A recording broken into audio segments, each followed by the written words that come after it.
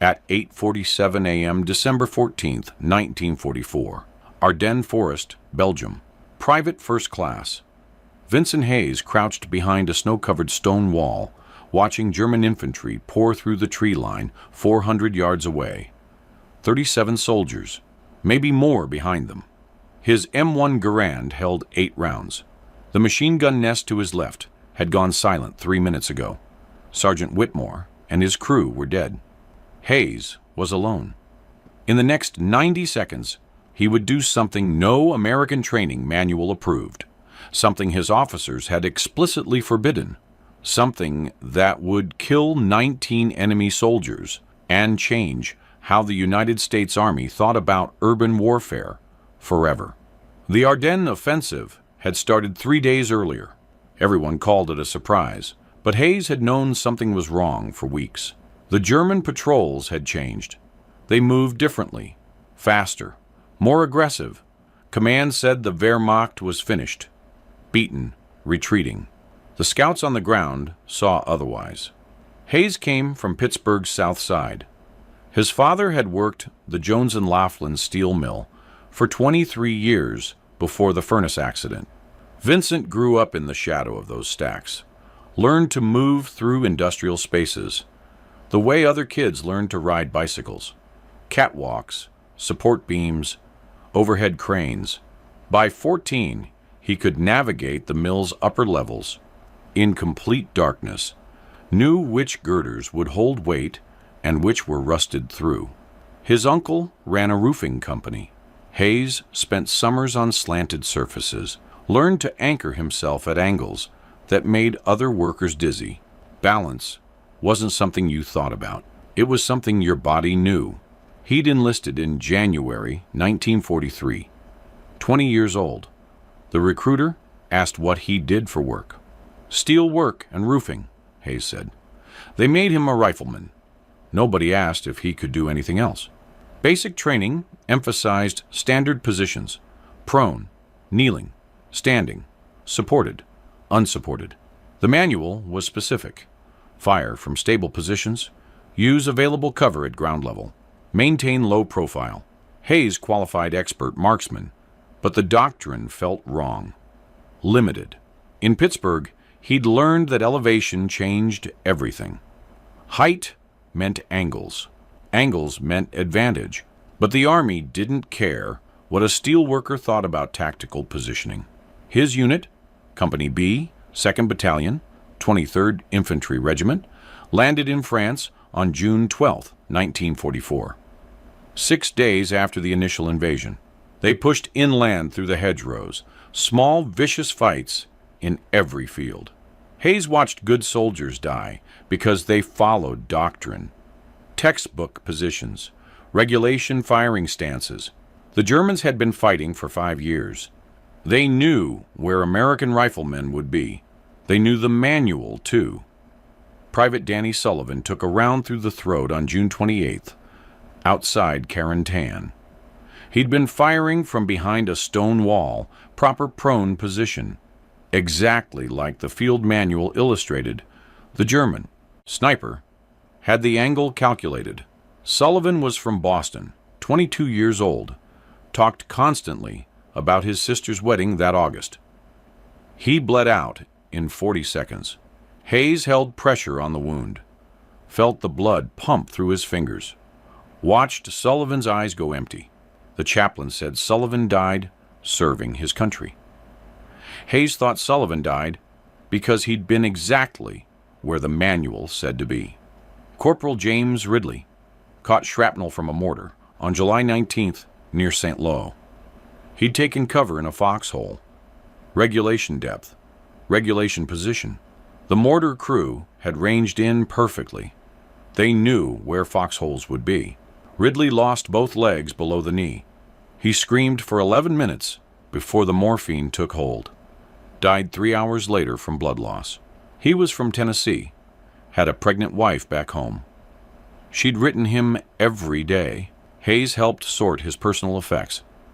Read the last letter. She'd picked out a name, James Jr. The baby would never meet his father. Lieutenant Brennan got hit on August 3rd during the Mortain counterattack. German machine gun fire. Brennan had been directing his squad from a shell crater, using proper cover, maintaining command position like the field manual specified. The MG-42 team had anticipated that exact location. Brennan took 7 rounds across the chest. Hayes was 15 feet away, watched the lieutenant's body jerk with each impact. Brennan had been 24, from Philadelphia, engaged to a nurse he'd met in London. He carried her photograph in his helmet liner. Hayes found it later, blood-soaked, but still recognizable. By September, Company B had lost 43 men. The replacement soldiers arrived with fresh uniforms and field manual knowledge. They'd been taught the same positions, same tactics. Hayes tried to warn them. "Don't go where they expect," he said. They looked at him like he was crazy. Most were dead within 2 weeks. The doctrine kept feeding men into predicted positions. The Germans kept killing them there. Hayes started noticing patterns. The enemy anticipated ground-level cover, stone walls, fence lines, ditches, tree trunks, every position the manual recommended. But they rarely looked up, not systematically, not the way they scanned horizontal cover. In the Ardennes forest, the old Belgian farmhouses had steep roofs, 45-degree pitches, stone construction thick enough to stop rifle rounds, load-bearing ridges that could support a man's weight. The attics had small windows, originally for ventilation, perfect firing ports. He mentioned it once to Captain Edwards. They were reviewing defensive positions outside Bastogne. Hayes pointed to a farmhouse roof. "Sir, what about elevated positions? The roof line has good sight lines. Unexpected angle." Edwards cut him off. "Riflemen fight from ground positions, Private. That's doctrine. You want to play around on rooftops? Join the circus." The other officers laughed. Hayes didn't bring it up again, but he couldn't stop thinking about it. The math was simple. A rifleman on the ground could see maybe 200 yards in forest terrain. A rifleman on a roof could see 500, maybe more. The angle created dead space, areas where the enemy thought they had cover but didn't, and nobody expected fire from above. The human eye scanned horizontally in combat. You checked windows, tree lines, fence posts. You didn't check roof lines. Not routinely. The risk was obvious. Getting up there would expose you. The climb would be vulnerable. And if the enemy spotted you, you'd be isolated. No support. No easy retreat. The roof would become a trap. But Hayes had grown up on roofs. He knew how to move on them, how to distribute weight, how to stay below the ridgeline until the moment you needed to appear. And he knew something else, something the officers didn't understand. In a firefight, unexpected positioning created hesitation. Even a 2-second delay in enemy reaction could mean the difference between living and dying. December 12th, 2 days before the German offensive broke through, Hayes walked past an abandoned farmhouse outside Bastogne. The building was stone, 3 stories, slate roof. The ridge ran east-west.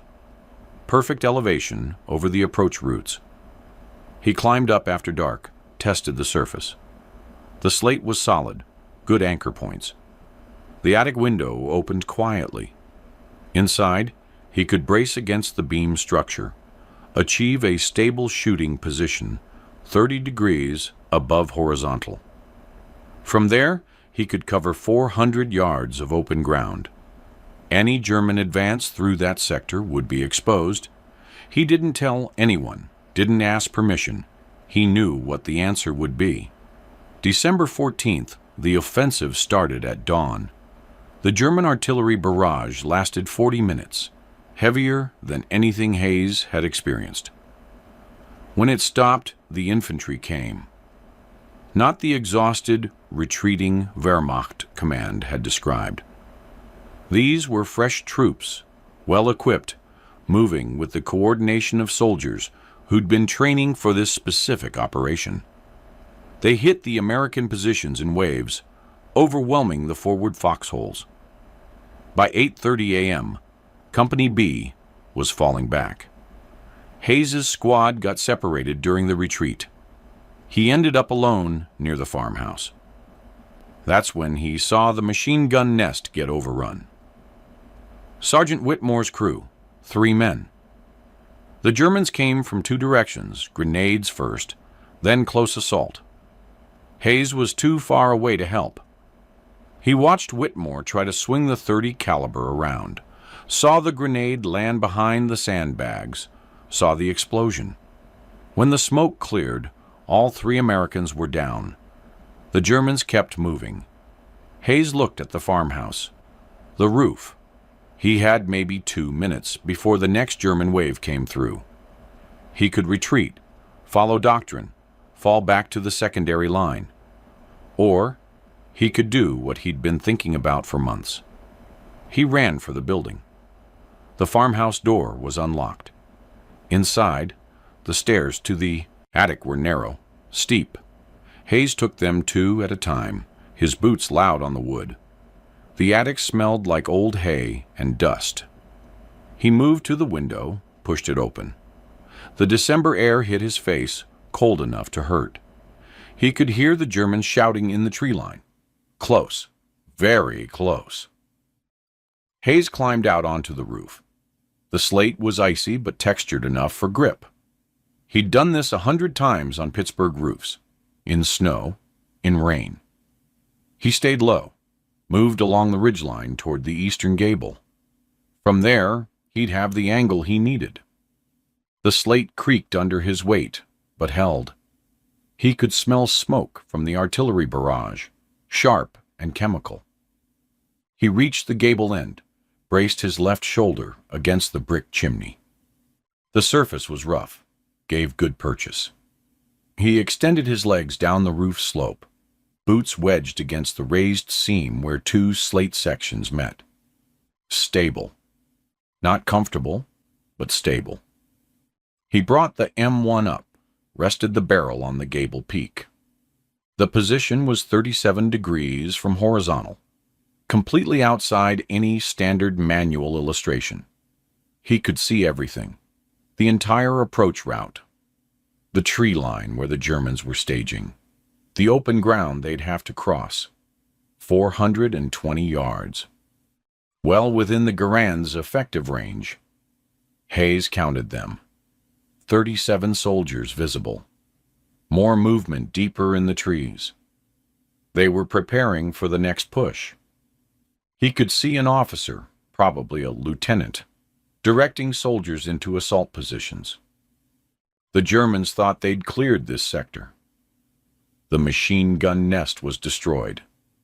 The American riflemen had retreated. They were moving with the confidence of soldiers who believed they controlled the battlefield. Hayes settled his breathing. The M1 had 8 rounds. He'd need to make them count, then reload fast.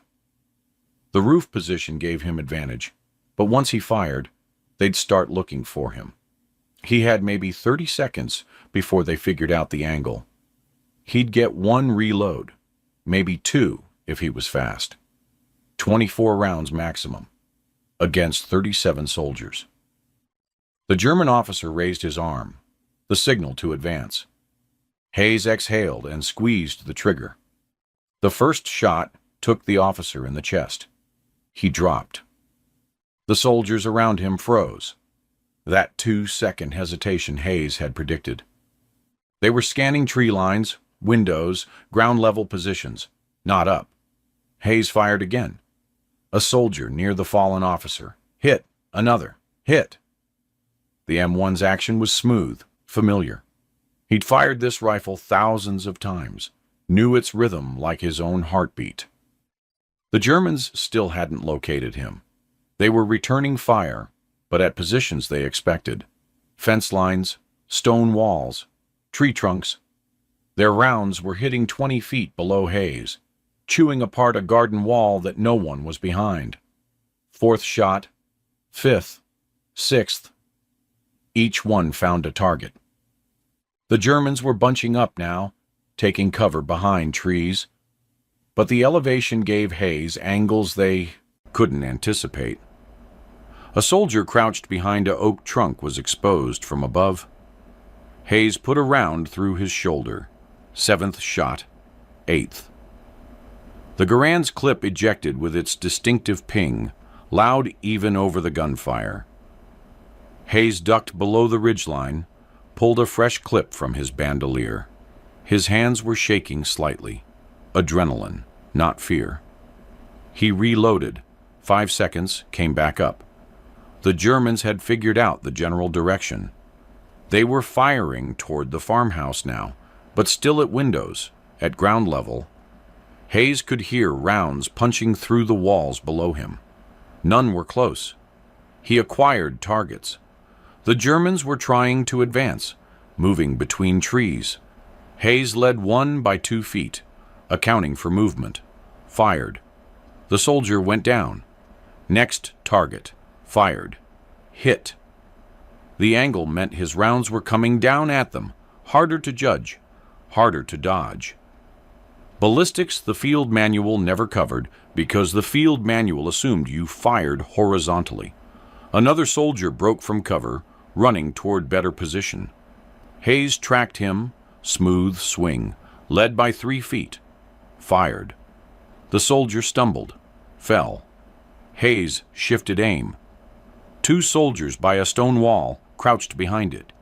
The elevation showed him their backs. He fired twice. Both dropped. 6th round, 7th, 8th. Another clip gone. Hayes reloaded again, faster this time. Muscle memory taking over. His shoulder ached from the M1's recoil against the awkward bracing position. His left boot was losing purchase on the icy slate. He adjusted, found new footing, came back up. The German return fire was intensifying, but it was wild, undisciplined. They knew someone was killing them, but couldn't pin down the source. Hayes could see their confusion, the way they kept looking at each other, pointing at different positions. A sergeant was screaming orders, trying to organize them. Hayes shot the sergeant. The man fell backwards, arms spread. The soldiers around him broke. Not full retreat, but the cohesion collapsed. They were individuals now, not a unit. Hayes worked through his 3rd clip methodically. No rushing. Each shot deliberate. A soldier trying to flank right. Hit. Another attempting to set up a machine gun. Hit before he could deploy the bipod. A rifleman who'd figured out the approximate angle and was firing toward the roof. Close enough to make Hayes flinch, but not close enough. Hayes put a round through his center mass. 19 enemy soldiers down. Hayes could count them in the snow, dark shapes against white. The rest were retreating, pulling back into the tree line. No formation, just survival instinct. Hayes let them go. His hands were shaking harder now, and his ammunition was running low. He had 1 clip left, 8 rounds. The battlefield went quiet. Just whine through the trees and the distant sound of artillery. Hayes stayed on the roof, watching, making sure they weren't regrouping.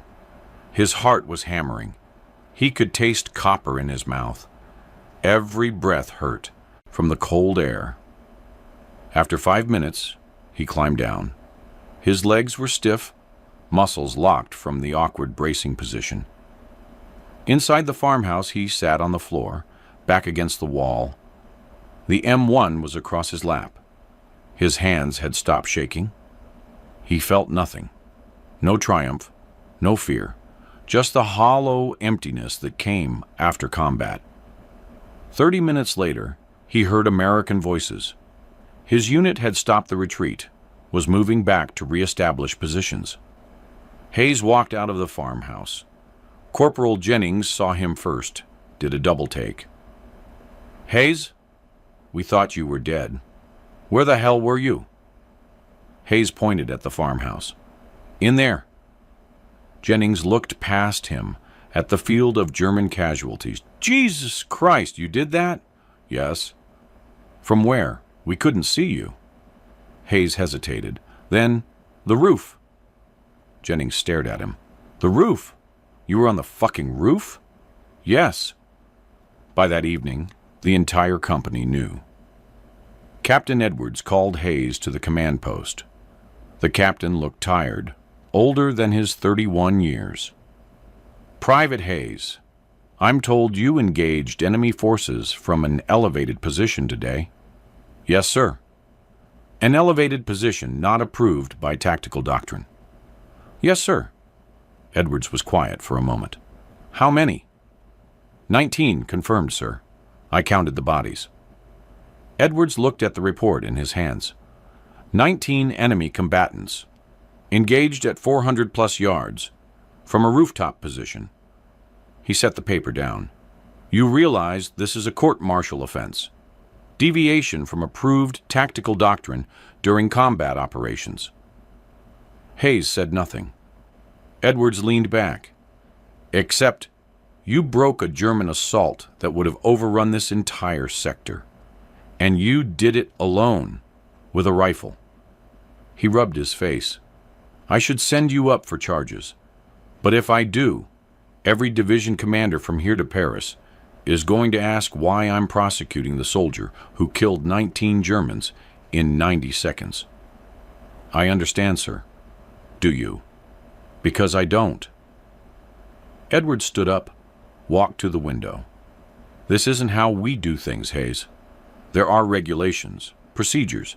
We can't have every soldier improvising tactics because they think they know better." "No, sir. But I also can't ignore results." Edwards turned around. "How difficult is this position to achieve? The roof position?"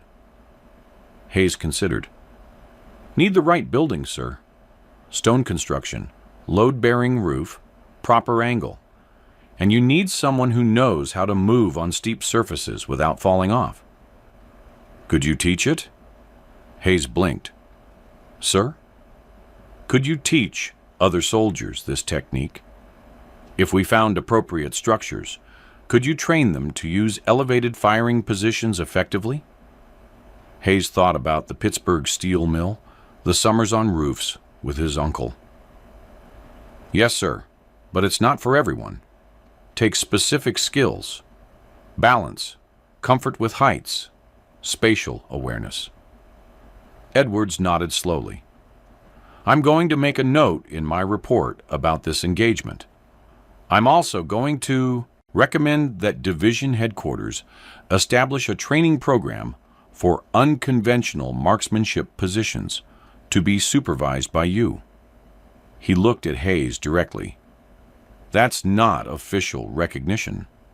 There will be no medal, no commendation in your service record, but you won't face court-martial, and you might save more lives by teaching this to soldiers who can use it."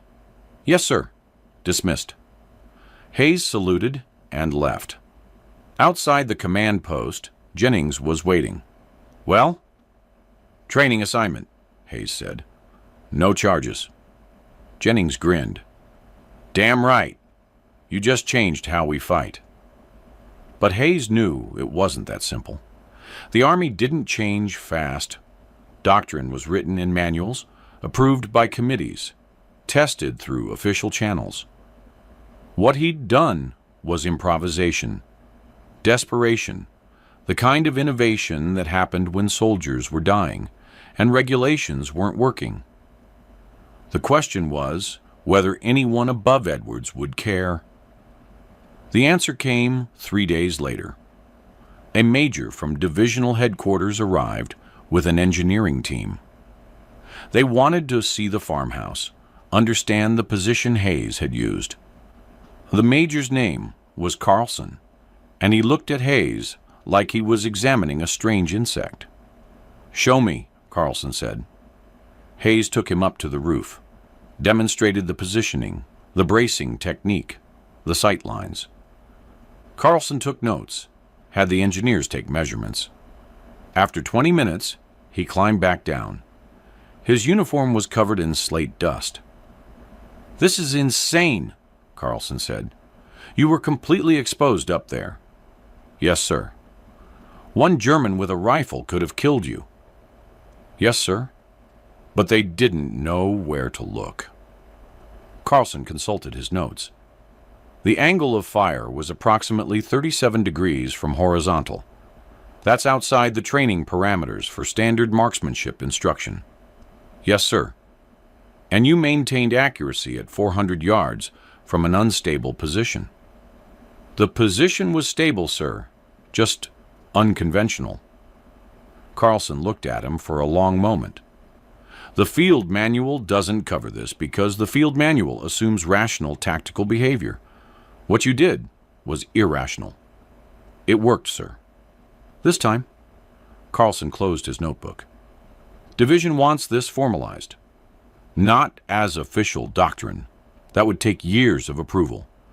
But as a specialized training module for qualified marksmen in urban and semi-urban terrain. You'll supervise instruction." Hayes felt something shift in his chest. Not quite hope, but close. "When, sir?" "Immediately.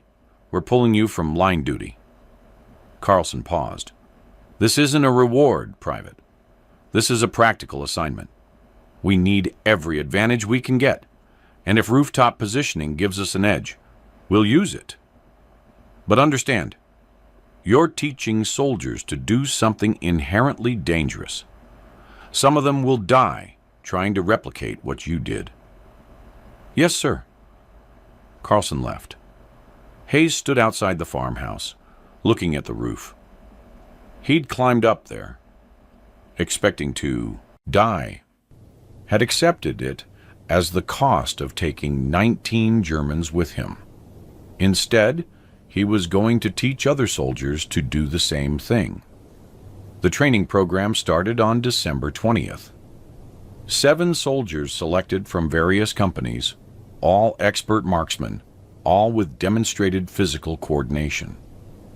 Hayes taught them what his uncle had taught him: how to distribute weight on slanted surfaces, how to find stable anchor points, how to judge which materials would support a man and which wouldn't.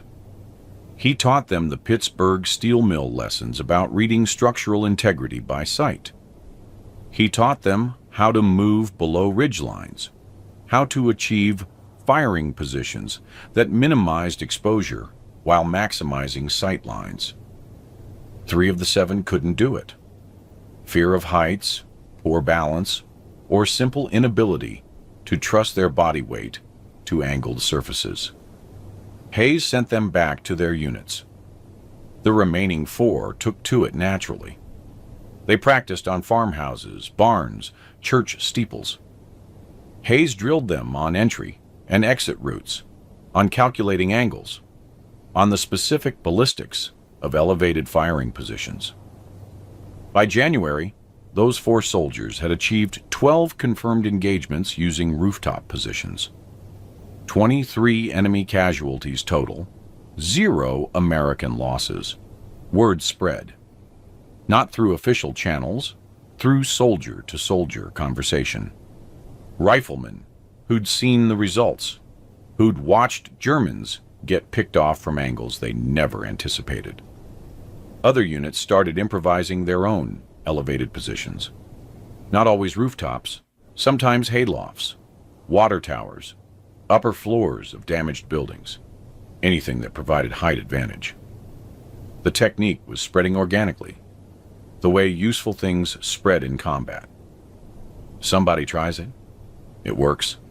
Somebody else tries it. The German response came in late January. American intelligence intercepted radio communications from a Wehrmacht infantry division near the Rhine. They were warning their soldiers about elevated American firing positions. Check upper levels. Check roof lines. Americans are using non-standard angles. A captured German lieutenant confirmed it during interrogation. Your marksmen are in places they should not be, he said. We check windows. We check doors. Then we die from above. It is difficult to defend against.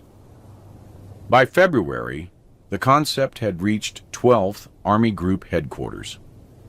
A colonel named Patterson wrote a tactical assessment recommending that elevated marksmanship positions be integrated into official training doctrine for European theater operations. The report cited statistical analysis.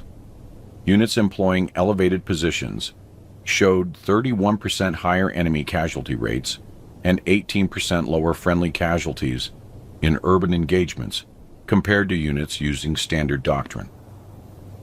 The report sat on General Bradley's desk for 6 weeks. Finally, in late March, Bradley authorized a limited training program to be implemented at division level. Not mandatory, not official doctrine, but approved for units that wanted to pursue it. The authorization made no mention of Vincent Hayes. The official documentation attributed the tactical development to field observations by combat units operating in European urban terrain. Hayes learned about it from Captain Edwards. You started something, Edwards said. It's going to outlast this war. It wasn't just me, sir. Those 4 soldiers I trained, they proved it worked. And the soldiers who adapted it after them. Maybe, but you were the first. You climbed up on that roof when everyone else said it was crazy. Edwards handed him a piece of paper. Transfer orders. You're going to England, to the training center at Tidworth. They want you to help develop the formal curriculum. Hayes looked at the orders. England, rear area, away from combat. Sir, I'd rather stay with the company. Request denied. You've done your part in the line. This is how you'll save the most lives now, by teaching others. Hayes went to England, spent April and May at Tidworth, working with training officers to formalize what he'd done instinctively. They created measurement standards, safety protocols, equipment requirements.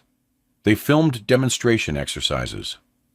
Hayes felt like a specimen in a laboratory.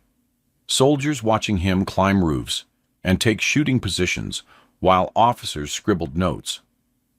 The war in Europe ended May 8th. Hayes was still at Tidworth. He didn't celebrate. Most of the soldiers he'd served with were dead. Sullivan, Ridley, Brennan, Whitmore, dozens of others whose names he could recite in alphabetical order when he couldn't sleep. The war ending didn't bring them back. The Army processed him out in September 1945. Honorable discharge, no medals. His service record mentioned specialized training duties, but didn't specify what kind. The official documentation of his December 14th engagement listed him as providing supporting fire during enemy assault, which was technically accurate and completely inadequate. Hayes returned to Pittsburgh. The steel mills were hiring, peacetime production ramping up. He got a job at the same plant where his father had worked, different division. They made structural beams for construction projects. The foreman asked if he had experience with heights.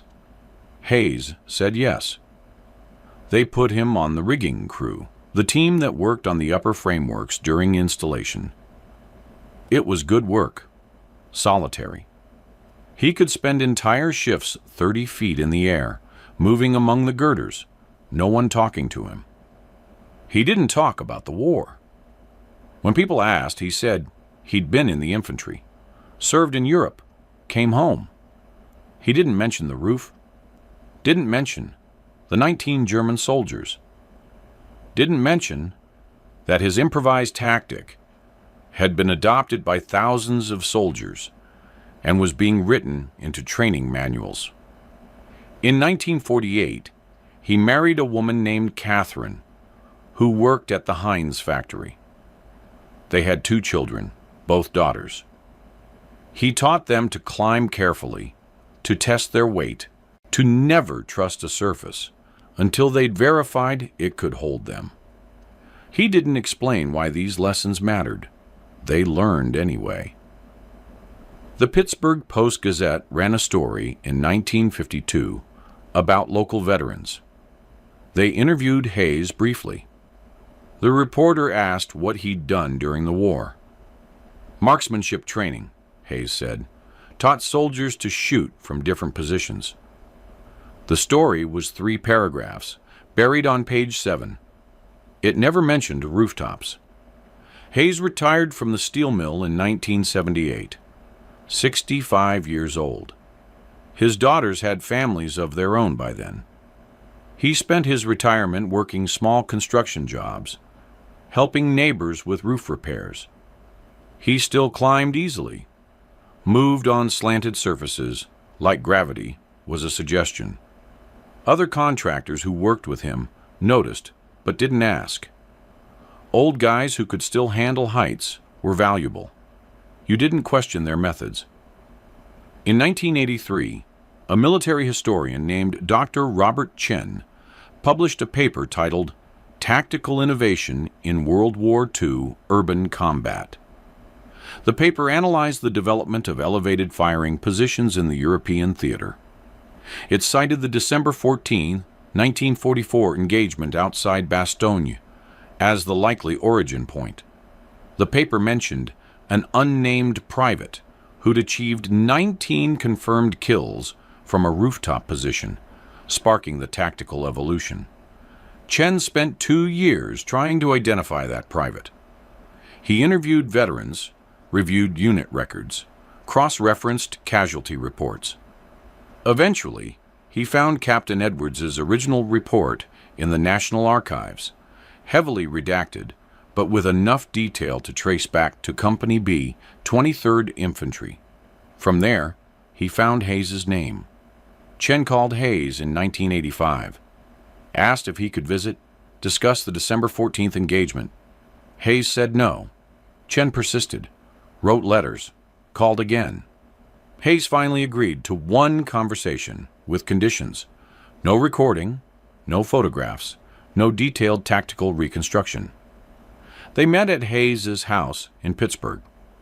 Chen was 32, eager, had a briefcase full of documents. Hayes was 72, gray-haired, hands scarred from decades of industrial work. "I need to understand how you conceived the tactic," Chen said.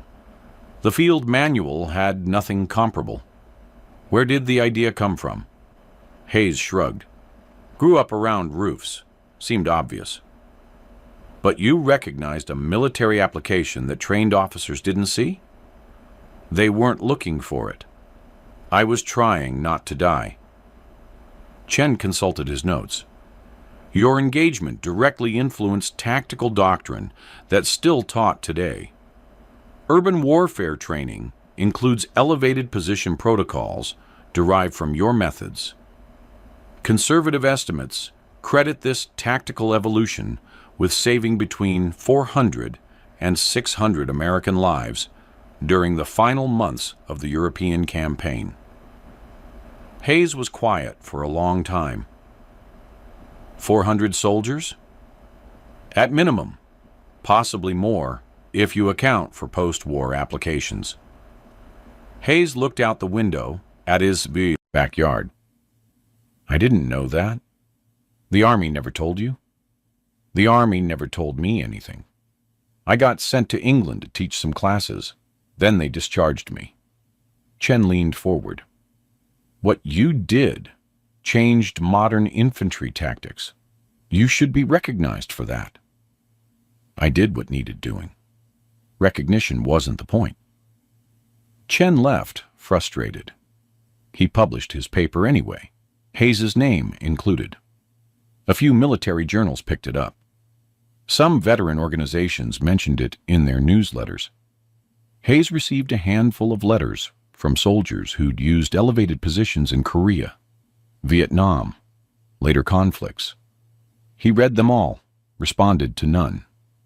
Catherine died in 1994. Heart failure. Hayes scattered her ashes from the roof of their house, the place where he'd taught their daughters to climb. He was 81 years old, still moving across the pitched surface with confidence that looked like defiance of age. He died in his sleep on November 3, 1999, 86 years old. The obituary in the Post-Gazette mentioned his military service in one sentence. Mr. Hayes served in the U.S. Army during World War II and received an honorable discharge in 1945.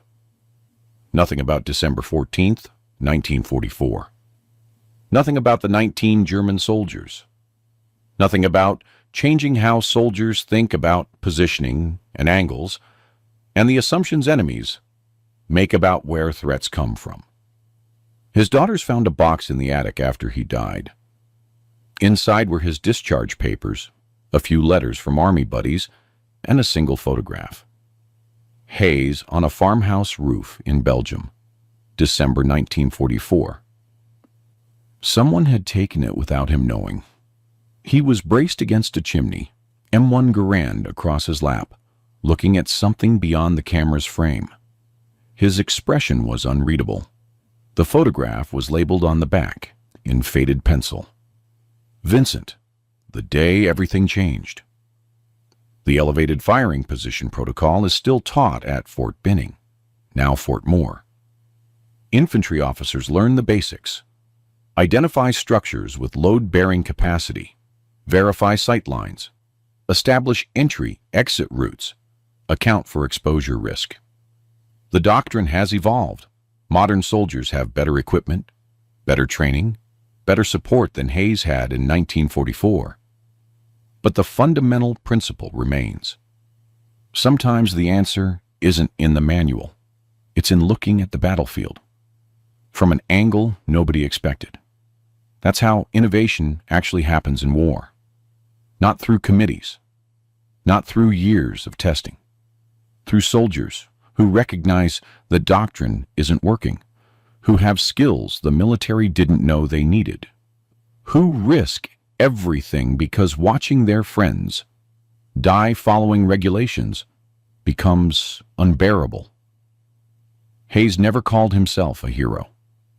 He was a steelworker from Pittsburgh who knew how to move on roofs, who applied that knowledge when the moment demanded it, and who spent the rest of his life doing honest work. The fact that his desperate improvisation saved hundreds of lives and changed military doctrine was, from his perspective, incidental. He'd climbed that farmhouse roof to kill Germans who were killing Americans. Everything after was just consequence. But consequence matters. 400 to 600 soldiers who came home because someone taught them to fight from angles the enemy didn't anticipate. Thousands more in subsequent wars who learned the same principle. Modern urban warfare tactics built on the foundation of a Pittsburgh steelworker who refused to accept that ground-level positions were the only option. Hayes never received official recognition during his lifetime. No medals, no commendations, no mention in the tactical manuals that incorporated his methods. The Army documented the innovation as emerging from combat experience analysis, which was technically true, but historically insufficient. The institution that benefited from his tactical breakthrough never acknowledged the source. Maybe that's appropriate. Hayes didn't do it for recognition. He did it because doctrine was killing soldiers, and he knew another way. The elevation gave him angle. The angle gave him advantage. The advantage killed 19 enemy soldiers who would have killed Americans. The simplicity of that transaction, improvisation for survival, mattered more to him than any documentation of its historical significance. If you found this story compelling, please like this video. Subscribe to stay connected with these untold histories. Leave a comment telling us where you're watching from. Thank you for keeping these stories alive.